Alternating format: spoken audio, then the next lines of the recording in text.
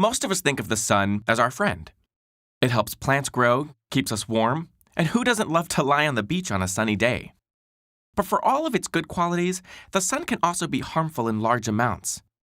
That's why we invented sunscreen.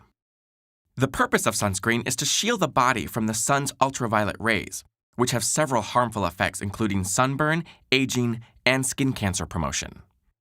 These rays are separated by their different wavelengths into types such as UVA and UVB, which exert a variety of effects in the skin due to the absorption patterns of chromophores, the parts of the molecules responsible for their color. The primary two chromophores are hemoglobin, found in our red blood cells, and melanin, which gives our skin its pigment. We know that UVB rays cause the skin to burn. The role of UVA rays is less well understood and appears to have an effect on our tanning response, carcinogenesis, and aging. So how does the sunscreen protect us from these rays? There are two basic types of sunscreen: physical and chemical blockers. Physical blockers like zinc oxide or titanium dioxide reflect sun rays by acting as a physical barrier. If you've seen lifeguards with noses covered in white, then you know what this looks like. The same ingredients are primary components of diaper creams, where the goal is also to create a physical barrier. Historically, they haven't always been easy to apply and were conspicuously visible on the skin. But new formulations have made this less of an issue. Chemical blockers, on the other hand, absorb the sun's rays.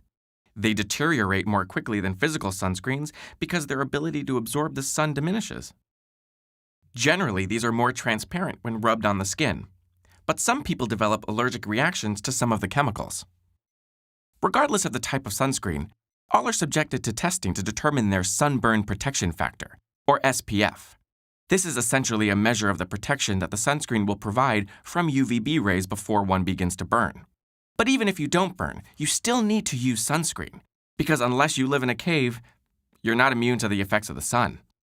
It is true that darker-skinned people and those who tan easily have more built-in protection from sunburns, but they are still vulnerable to the effects of UVA. Children under the age of 6 months, on the other hand, should have almost no sun exposure, as their protective mechanisms are not fully functioning and their skin is more likely to absorb any sunscreen that is applied. Wearing sunscreen helps protect against the development of all three types of skin cancer: basal cell carcinoma, squamous cell carcinoma, and melanoma. On a daily basis, the DNA in your cells is developing mutations and errors that are generally handled by machinery within your cells.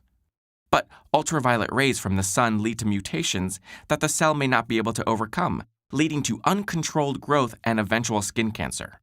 The scariest thing about this is that usually you can't even see it happening until it's too late. But if these concrete risks to your health are not enough to convince you to use sunscreen, there are aesthetic reasons as well. Along with cigarette smoking, sun damage is the leading cause of premature aging. Photoaging from chronic sun exposure leads to a loss of elasticity in the skin. In other words, making it look saggy. Take a look at this truck driver whose left side was chronically exposed to the sun and notice the difference. This is an important point. Car windows block UVB, the burn rays, but not UVA, the aging rays. It is recommended to use sunscreen daily, but you should pay special attention before prolonged sun exposure, or when at the beach or among snow, since the reflectivity of water and ice amplifies the sun's rays. For these cases, apply about an ounce 15 to 30 minutes before you go out, and once again soon after you get outside. After that, you should reapply it every 2 to 3 hours, especially after swimming or sweating. Otherwise, you should wear protective clothing with ultraviolet protection factor, or UPF. Stay in shaded areas such as under trees or an umbrella, and avoid the sun at the peak hours of 10 a.m. to 4 p.m. And what's the best kind of sunscreen? Everyone will have their preference, but look for the following things: broad spectrum, SPF of at least 30, and water resistant. A light moisturizer with SPF 30 should be good for daily use. Take note if you decide to use a spray. They take several coats to effectively cover your skin, like painting a wall with a spray can versus a paintbrush. So, enjoy the sun, but enjoy it with sunscreen.